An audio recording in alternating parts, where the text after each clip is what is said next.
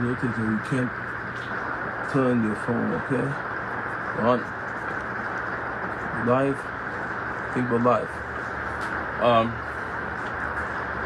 Hi everybody, I'm Zeke Madavosian, and this is my beloved Heidi.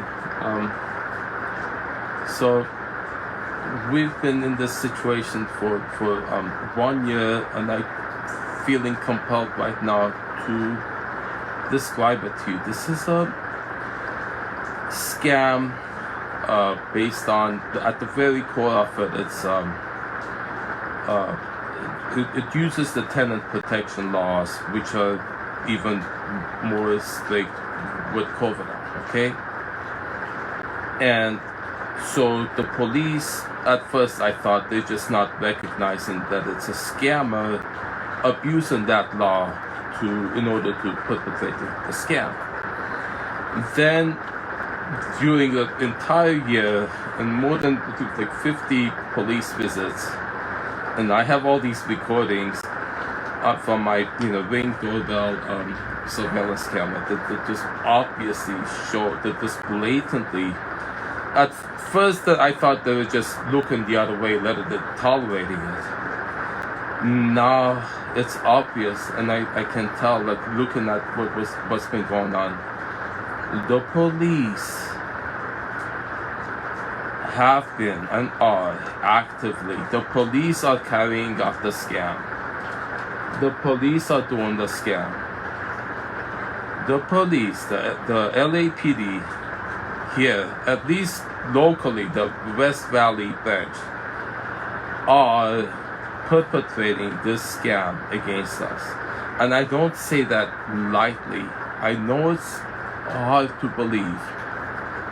It's just there. You look at the video, there's no other conclusion you can come to. They covering up. First they were saying, we don't write the laws. So it's an unfortunate thing that the law doesn't recognize a scam artist abusing it, and it's just, we can't do anything about it. But then we've had this restraining order against her ever since April. We got a temporary one first, then we got the one that's free for the judge.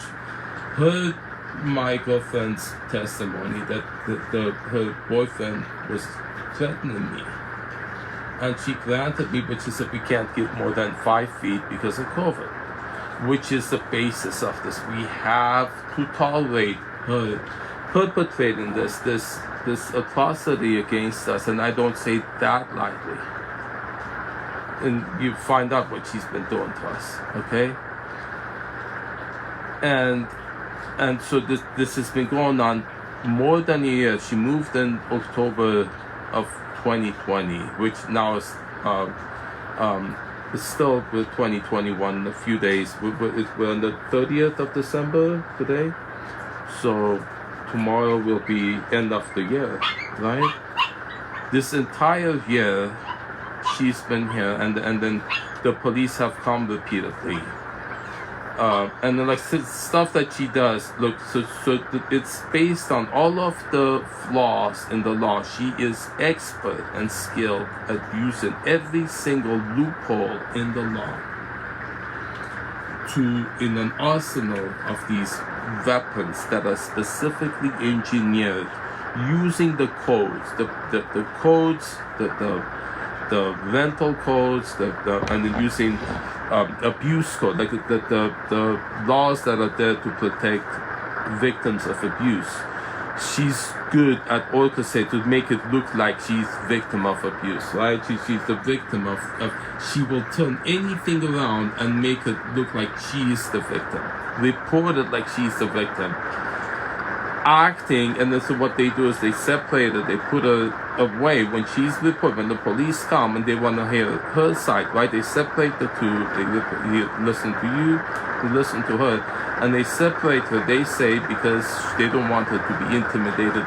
If I'm the perpetrator, so they don't want her to be intimidated by me and not say what's going on. And so she tells them stuff, and I do so much want to hear what's on that body cam videos when she's telling them, because that's the formula.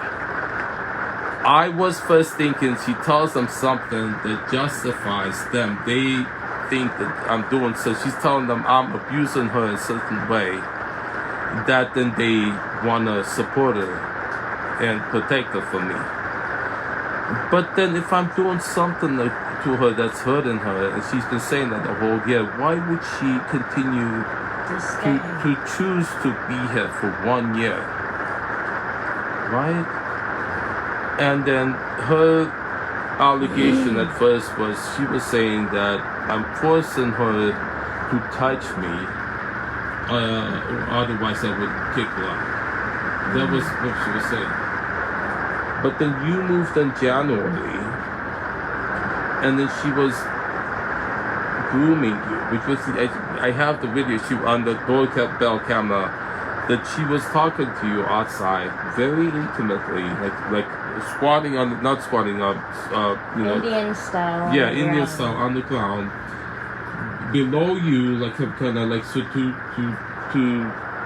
be very intimate with you and sharing these secrets with you. Yeah. And then so that you would trust her to win your bond with you, so that you would, then she started telling you, you can do better than Z. And then slowly, and then that one lie that she said that almost made you storm thinking that I'm cheating on you with her. And it turned out it was a lie. It was a blatant lie. We looked at the text. It was what she was saying was blatant lie to get you to move out.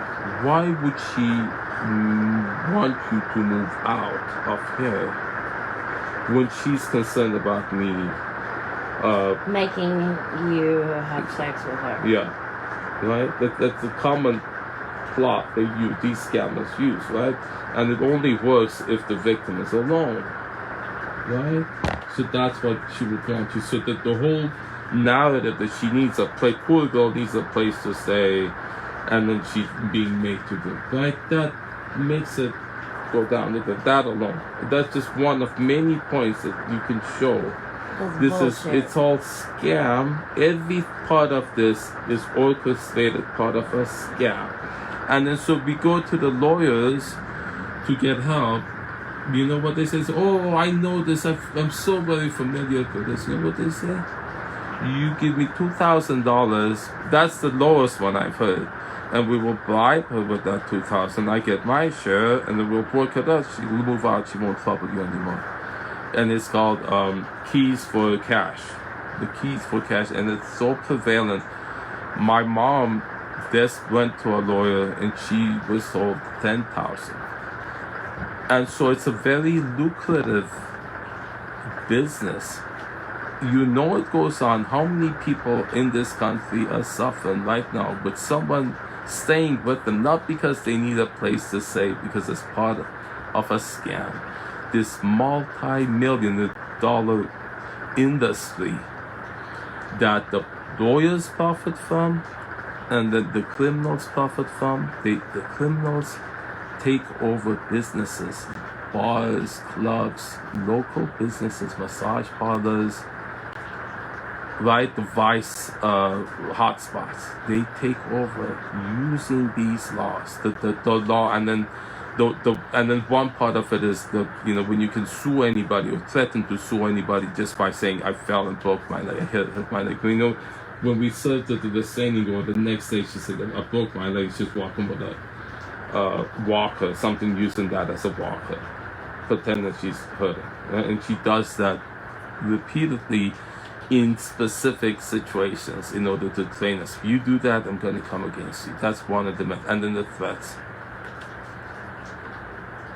And then it's obvious the police, she couldn't do that because with the restraining order, she's been repeatedly violating that. And I don't want to bring it up that she walked out with our dog, Buddy, when the police were here, June 12th, okay? The police were there because my mom was here telling her to leave my kid alone. And she yelled back at her, insulted her. We called the police because of the violation of the restraining order. The police came. That one officer was helping and supporting her, didn't want to hear anything, had the restraining order in his hand, and I was so busy trying to convince him, look, this is scam artist, this is a restraining order preventing her you have to enforce to get her out of here. He would refuse to even look at it. And while that was going on, she walked out with our dog. And then she had to go later on get the dog and its guts off the asphalt in the speed over there. Okay? And the dog is buried out here in the yard like that. Okay? And the supervisor later came acknowledged there was a mistake. The restraining order is valid, has been, despite the repeated denials. It be made sure over and over, we submitted it again and again, made sure, the issue with the proof of service, that something was stamped with this, and we corrected it over and over. It keeps disappearing for some reason. I have proof that it's been submitted. They said, oh, it's not there, go back, keep repeating. Something going on. Well, the police are, it's hard to believe, the police are in on this. The police are carrying it out. Is it just this police department? Is it going on all over the country? The police are perpetrating this.